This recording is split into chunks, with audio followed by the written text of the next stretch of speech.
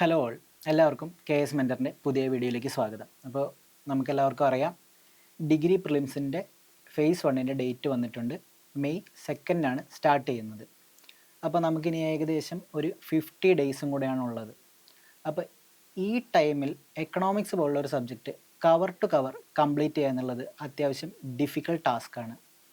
അപ്പോൾ നമ്മൾ എന്ത് ചെയ്യണമെന്ന് വെച്ചിട്ടുണ്ടെങ്കിൽ, ഈ ടൈമിൽ ചില ടോപ്പിക്കിന് പ്രയോറിറ്റി കൊടുത്തിട്ട് വേണം നമ്മൾ സ്റ്റഡി ചെയ്യാൻ. അപ്പോൾ ഈ ടോപ്പിക്ക് ഏതാണെന്നുള്ളത് ഡിസ്കസ് ചെയ്യലാണ് ഈ വീഡിയോൻ്റെ ഉദ്ദേശം. അപ്പോൾ നമ്മുടെ ഈ ടോപ്പിക്സ് ഏതാണെന്ന് നമ്മൾ ഡിസൈഡ് ചെയ്തിരിക്കുന്നത് ബേസിക്കലി നമ്മൾ കഴിഞ്ഞ 13 ക്വസ്റ്റ്യൻ പേപ്പറുകൾ PSC നടത്തിയ ഡിഗ്രി പ്രിലിംസ് ക്വസ്റ്റ്യൻ പേപ്പറുകൾ അനലൈസ് ചെയ്തിട്ടാണ് നമ്മൾ ഈ ഡാറ്റയിലേക്ക് വന്നിട്ടുള്ളത്. നമ്മുടെ KS മെൻറ്ററിലെ റിസർച്ച് ടീം ഇതിൻ്റെ 13 ക്വസ്റ്റ്യൻ പേപ്പറിലും ഡീറ്റെയിൽ ആയിട്ട് അനലൈസ് ചെയ്തിട്ട് ഏതൊക്കെ ടോപ്പിക്കിൽ നിന്ന് ഏതൊക്കെ സബ് ടോപ്പിക്കുകളിൽ നിന്ന് ആണ് ക്വസ്റ്റ്യൻ വന്നിട്ടുള്ളതെന്ന് ഡീറ്റെയിൽ ആയിട്ട് അനലൈസ് ചെയ്തിട്ടാണ് നമുക്ക് ഇവിടെ തന്നിട്ടുള്ളത്. അപ്പോൾ അതേതൊക്കെയാണെന്ന് നമുക്ക് നോക്കാം. കഴിഞ്ഞ 13 ക്വസ്റ്റ്യൻ പേപ്പർ, അതായത് കഴിഞ്ഞ 13 ഡിഗ്രി പ്രിലിംസ് ക്വസ്റ്റ്യൻ പേപ്പറുകൾ നോക്കുകയാണെങ്കിൽ എക്കണോമിക്സിൽ നിന്ന് ഏകദേശം 69 ചോദ്യങ്ങളാണ് വന്നിട്ടുള്ളത്. ഈ 69 ചോദ്യത്തിലെ 57 ചോദ്യം ജസ്റ്റ് 4 കോർ ചാപ്റ്റേഴ്സിൽ നിന്നാണ് വന്നിട്ടുള്ളത്. അപ്പോൾ നിങ്ങൾക്ക് ഇന്നൊരു കാര്യം മനസ്സിലാക്കാം, അതായത് നിങ്ങളുടെ 83% ക്വസ്റ്റ്യൻസ് അറ്റൻഡ് ചെയ്യണമെങ്കിൽ നിങ്ങൾക്ക് വെറും 57% സിലബസ് കവറായാൽ മതി. അതായത് ഏകദേശം ഹാഫ് സിലബസ് നിങ്ങൾ പഠിച്ചു കഴിഞ്ഞാൽ നിങ്ങൾക്ക് ഏകദേശം 80% ക്വസ്റ്റ്യൻസ് അറ്റൻഡ് ചെയ്യാൻ പറ്റും. അപ്പോൾ നമുക്ക് നോക്കാം ഏതൊക്കെയാണ് ഈ 4 ആയിട്ടുള്ള മെയിൻ ആയിട്ടുള്ള ചാപ്റ്റേഴ്സ് എന്നുള്ളത്.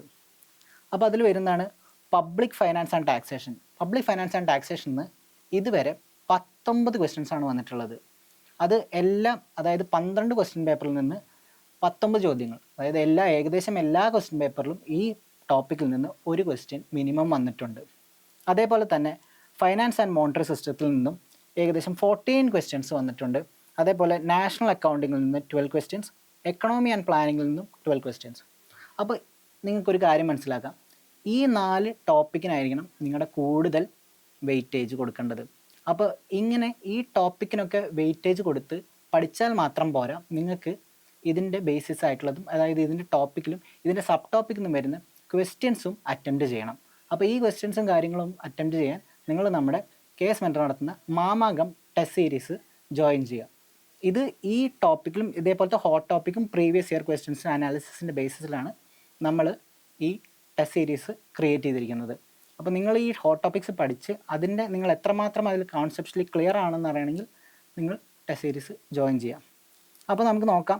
ഇതിൽ തന്നെ ഈ ഹോട്ട് ടോപ്പിക്സിൽ തന്നെ ഇപ്പോൾ നിങ്ങൾ നോക്കുകയാണെങ്കിൽ പബ്ലിക് ഫൈനാൻസിൽ നിന്ന് 19 ക്വസ്റ്റ്യൻസ് വന്നിട്ടുണ്ടെന്ന് വെച്ചാലും ഈ 19 ക്വസ്റ്റ്യൻസും 5 ഡിഫറെൻറ്റ് ടോപ്പിക്കിൽ നിന്നാണ് ചോദിച്ചിട്ടുള്ളത്. അതേസമയം പ്ലാനിങ് ഇൻ ഇന്ത്യ എന്നുള്ളത് ടോപ്പിക്കിൽ നിന്ന് 12 ചോദ്യം ചോദിച്ചിട്ടുണ്ട്. പക്ഷേ അത് ജസ്റ്റ് ഒരു സിംഗിൾ ടോപ്പിക്കിൽ നിന്ന് പഠിച്ചാൽ മതി. അതായത് പ്ലാനിങ് ഇന്ത്യയിൽ എന്തൊക്കെ വരും? നമ്മുടെ പ്ലാനിങ് കമ്മീഷൻ, നിതി ആയോഗ്, പിന്നെ 5 ഇയർ പ്ലാൻ. ഈ 3 കാര്യങ്ങളും പഠിച്ചു കഴിഞ്ഞാൽ നിങ്ങൾക്ക് ഏകദേശം 12ഓളം ചോദ്യം അറ്റംപ്റ്റ് ചെയ്യാൻ പറ്റുന്ന ഒരവസ്ഥയാവും. പ്രീവിയസ് ഇയറിൽ ഒരു 12ഓളം ചോദ്യം അറ്റംപ്റ്റ് ചെയ്യണമെന്ന് വെച്ചിട്ടുണ്ടെങ്കിൽ നിങ്ങൾക്ക് ജസ്റ്റ് ഈ 3 ടോപ്പിക്കുകൾ അറിഞ്ഞാൽ മതി. അതായത് ഇപ്പോൾ ഇനി വരാൻ പോകുന്ന പ്രിലിംസിൽ ഡെഫിനറ്റ്ലി ഒരു ക്വസ്റ്റ്യൻ അറ്റംപ്റ്റ് ചെയ്യാൻ ഈ 3 ടോപ്പിക്കുകൾ അറിഞ്ഞാൽ നിങ്ങൾക്ക് പറ്റും.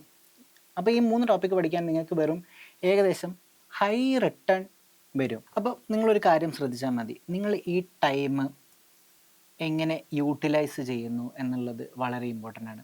അപ്പോൾ നിങ്ങൾക്ക് ഏറ്റവും കൂടുതൽ റിട്ടേൺ കിട്ടുന്ന രീതിക്ക് വേണം നിങ്ങൾ യൂട്ടിലൈസ് ചെയ്യാൻ. അപ്പോൾ നിങ്ങൾ നോക്കുകയാണെങ്കിൽ ഇപ്പോൾ എക്കണോമി ആൻഡ് പ്ലാനിങ് എന്നുള്ളൊരു ടോപ്പിക്ക് നിങ്ങൾക്ക് പഠിക്കാൻ, അതിനകത്ത് വരുന്നത് മെയിൻലി എന്തൊക്കെയാണ്? നിതി ആയോഗ്, പ്ലാനിങ് കമ്മീഷൻ, അതേപോലെ 5 ഇയർ പ്ലാൻ. ഈ 3 ടോപ്പിക്ക് പഠിക്കാൻ നിങ്ങൾക്ക് ഏകദേശം ഏറിപ്പോയാൽ ഒരു 2-3 hours എടുക്കുന്നു തന്നെ വിചാരിക്കുക. പക്ഷേ അത് പഠിച്ചു കഴിഞ്ഞാൽ നിങ്ങൾക്ക് ഡെഫിനറ്റ്ലി ഒരു ക്വസ്റ്റ്യൻ അറ്റംപ്റ്റ് ചെയ്യാൻ പറ്റും.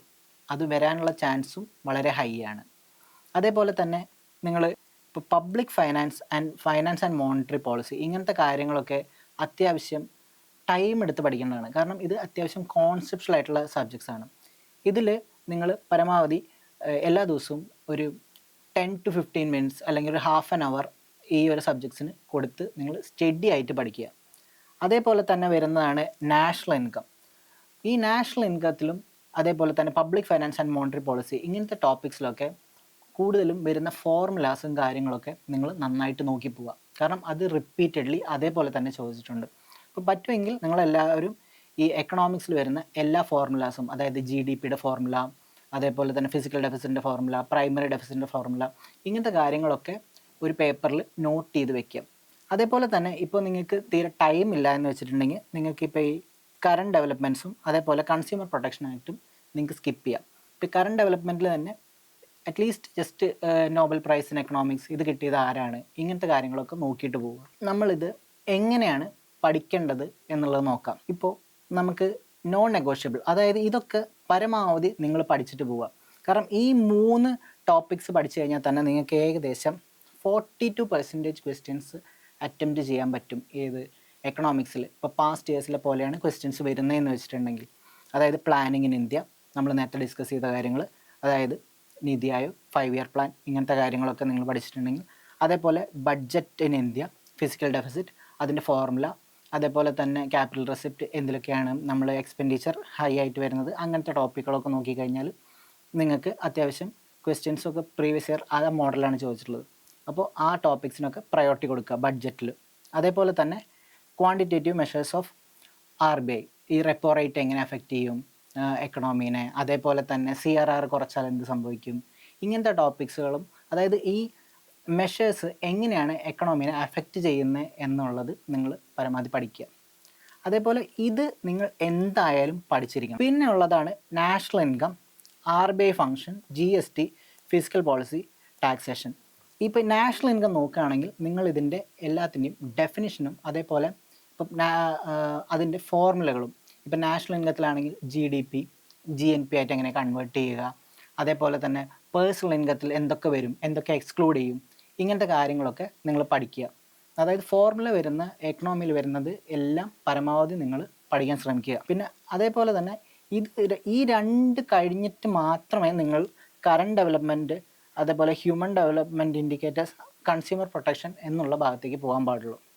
ഓക്കെ, അപ്പം നിങ്ങളുടെ സ്ട്രാറ്റജി ഈ രീതിക്കായിരിക്കണം ഇനിയുള്ള 50 ഡേയ്സിൽ. ഓക്കെ, അപ്പം നിങ്ങൾക്ക് ഇതേപോലത്തെ സ്ട്രാറ്റജിയും ഇതേപോലത്തെ ഡെയിലി സ്റ്റഡി പ്ലാനും വേണമെങ്കിൽ നമ്മുടെ KS മെൻറ്ററിൻ്റെ ടെലഗ്രാം ചാനൽ ജോയിൻ ചെയ്യുക. അപ്പോൾ എല്ലാവരും വീഡിയോ ഇഷ്ടപ്പെട്ടെങ്കിൽ ലൈക്ക് ചെയ്യുക, ചാനൽ സബ്സ്ക്രൈബ് ചെയ്തില്ലെങ്കിൽ സബ്സ്ക്രൈബും ചെയ്യുക. Thank you.